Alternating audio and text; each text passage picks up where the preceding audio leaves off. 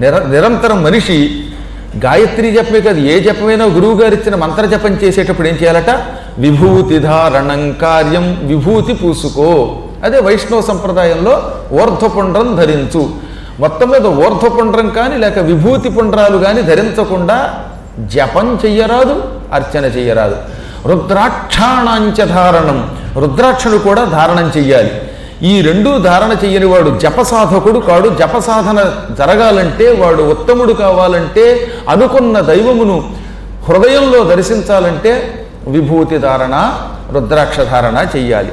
రుద్రాక్ష ధారణం సాక్షాత్ శివజ్ఞానస్య సాధనం.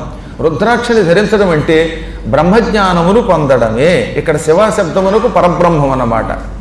రుద్రాక్షని శిఖలో కాని, కంఠంలో కాని, చెవులలో కాని, చేతులకు కాని, నడుమునకు కాని ధరించినవాడు ఆ క్షణమే తత్వజ్ఞానం పొందుతాడు. సకల మంత్రముల యొక్క అనుష్ఠాన ఫలితం పొందుతాడు. అయితే ఇప్పుడు రుద్రాక్ష